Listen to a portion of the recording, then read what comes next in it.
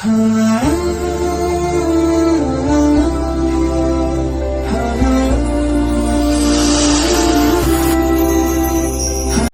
اللہ الرحمن الرحیم۔ محترم ناظرین و سامعین، گزشتہ دن شب برات میں کرنے کے کام کے حوالے سے کچھ معروضات پیش کی گئی تھی۔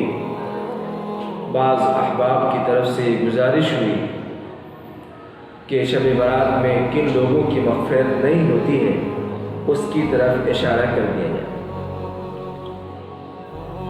دیکھیے، اللہ پاک نے اس رات کو مغفرت کے لیے خاص فرمایا ہے اور مغفرت کے بہانے ڈھونڈتے ہیں۔ ویسے وقت میں ہمیں کوئی ایسے کام سے بچنی چاہیے جس کی وجہ سے ہم اللہ کی طرف سے اس عمومی مغفرت سے محروم ہو جائیں۔ حدیث پاک سے چند اوصاف کے حاملین لوگوں کے بارے میں آیا ہے کہ ان کی مغفرت اس شب میں بھی نہیں ہو پاتی ہے۔ ان میں پہلا شخص وہ ہے جو مشرک ہو، جو اللہ کی ذات و صفات میں کسی کو شریک کرنے والا، اس کی مغفرت بھی اس رات میں نہیں ہوتی ہے۔ ظاہر ہے دنیا میں شرک سے بڑا کون سا گناہ ہو سکتا ہے کہ انسان معبود حقیقی کو ہی بھول جائے اور ہزار اور کروڑ ایسے معبود بنا لیں جن کے بس میں کچھ نہیں، وہ خود اللہ سبحانہ و تعالیٰ کے محتاج ہے۔ اللہ نے فرمایا ان اللہ لا یغفر ان یشرک بہ ویغفر ما دون ذلک لمن یشاء، کہ اللہ شرک کو کبھی معاف نہیں کرے۔ دوسرا وہ شخص جو ماں باپ کا نافرمان ہے، ایسے شخص کی بھی مغفرت نہیں ہوتی ہے۔ اللہ اکبر! کیا کوئی آدمی ماں باپ کا بھی نافرمان ہو سکتا ہے؟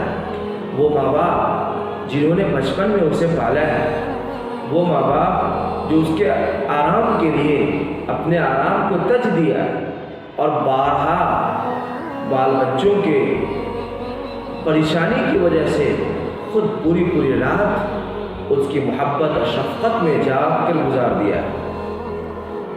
آپ یاد رکھیں، ماں باپ سے زیادہ محبت کرنے والا دنیا میں آپ کو کوئی نہیں ملے گا۔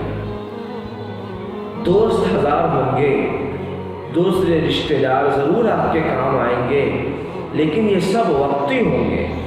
صرف ماں باپ ایسے ہوتے ہیں جن کی محبت دائمی ہوتی ہے اور جو ہمیشہ آخری وقت تک آپ کے لیے، آپ کی صحت کے لیے اور آپ کی خوشحالی کے لیے اور آپ کی ترقی و بلندی کے لیے دعا گو رہتے ہیں۔ اس لیے ہمیشہ ماں باپ کے ساتھ حسن سلوک کرنی چاہیے۔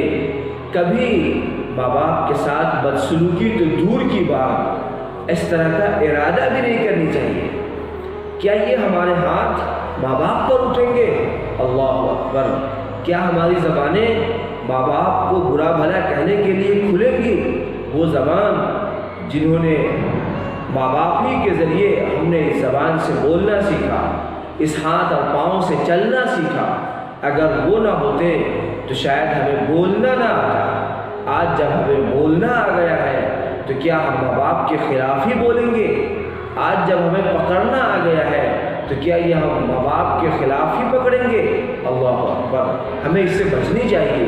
قرآن پاک میں ماں باپ کے احترام کے لیے جو لفظ استعمال کیا گیا ہے وہ قابل توجہ ہے۔ اللہ پاک کا ارشاد ہے وَلَا تَقُلْ لَهُمَا أُفٍّ وَلَا تَنْهَرْهُمَا وَقُلْ لَهُمَا قَوْلًا كَرِيمًا، کہ ماں باپ کو اف تک مت کہنا، جھڑکنا بھی مت، اور ہمیشہ نرمی اور محبت کے ساتھ ان سے بات کرنا۔ کیا ہم لوگ اپنے ماں باپ کو نہیں جھڑکتے؟ کیا ہم لوگ اپنے ماں باپ کو اف نہیں کہتے؟ کیا بارہا ایسا نہیں ہوتا ہے کہ ماں باپ کی رائے کچھ اور ہوتی ہے اور ہم کرتے کچھ اور ہیں؟ کیا اس سے ہم ماں باپ کی دعائیں لے سکتے ہیں؟ نہیں میرے دوستوں، ماں باپ کی دعائیں لینی چاہیے۔ حدیث پاک میں تو یہاں تک آیا ہے رضا الرب فی رضا الوالد وسخط الرب فی سخط الوالد، کہ ماں باپ کی رضامندی میں اللہ کی رضامندی ہے اور ماں باپ کی ناراضگی میں اللہ کی ناراضگی ہے۔ لہذا اگر ہم یہ جاننا چاہتے ہیں کہ اللہ ہم سے خوش ہے یا ناراض، تو اس کے لیے بہترین تھرمامیٹر یہ ہے کہ ہم یہ دیکھیں ہمارے ماں باپ ہم سے خوش ہے یا نہیں۔ تو دوسرا وہ شخص جو ماں باپ کا نافرمان ہو، ان کے لیے بھی آج کی رات میں مغفرت نہیں۔ تیسرا وہ شخص جو شراب کا عادی ہو، جو شراب پیتا ہو، شراب میں مست رہتا ہو، اس کی بھی اس رات میں مغفرت نہیں ہوتی ہے۔ اسی لیے شراب کو ام الخبائث کہا جاتا ہے کہ یہ تمام گناہوں کی جڑ ہے۔ انسان جب شراب پی لیتا ہے تو وہ تمام گناہ جو دوسری حالت میں وہ نہیں کر سکتا، وہ سب شراب کی حالت میں کر گزرتا ہے۔ اس لیے شریعت نے شراب کو بالکل حرام قرار دیا ہے، اور اس کے ایک گھونٹ کو بھی حرام قرار دیا ہے۔ اس لیے ہمیں شراب سے اور ان تمام چیزوں سے بچنی چاہیے جو نشہ آور ہو۔ چوتھا وہ شخص جس کے دل کینوں سے بھرا ہوا ہو۔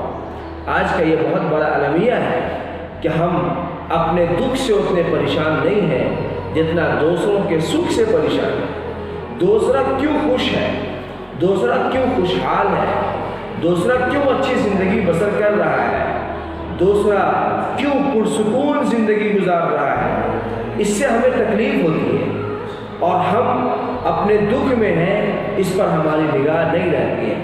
ہمیں اسے تقدیر کا فیصلہ سمجھ کر راضی رہنی چاہیے۔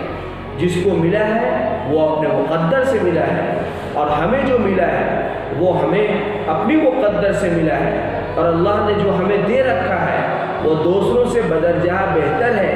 اسی لیے قرآن پاک میں فرمایا گیا ہے ما آتانی اللہ خیر مما آتاکم، اللہ نے جو ہمیں عطا کیا ہے وہ اس سے بہتر ہے جو اللہ نے آپ کو دیا ہے۔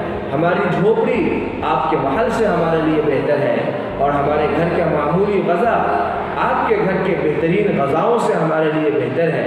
اس لیے کینہ جیسی بری عادت سے بھی ہمیں بچنی چاہیے۔ اسی طرح ناحق کسی کے جان کا پیاسا، کسی کے خون کا پیاسا جو شخص ہے اس کی بھی مغفرت نہیں ہوتی ہے۔ کسی کو جان سے مار دینا بہت بڑا ظلم اور عظیم گناہ ہے۔ اللہ سبحانہ و تعالیٰ نے اس سے قطعی طور پر منع فرمایا ہے، اور یہی نہیں بلکہ آج کل مارنے کی جو جدید ڈیجیٹل شکلیں ہیں وہ بھی مارنے ہی کے زمرے میں آتی ہیں۔ لہذا بچوں کو بسا اوقات ماں کے پیٹ میں ہی مار دیا جاتا ہے۔ اس سے بھی ہمیں بچنی چاہیے۔ کل قیامت کے دن اللہ پوچھے گا ان بچوں سے وَإِذَا الْمَوْءُودَةُ سُئِلَتْ بِأَيِّ ذَنبٍ قُتِلَتْ۔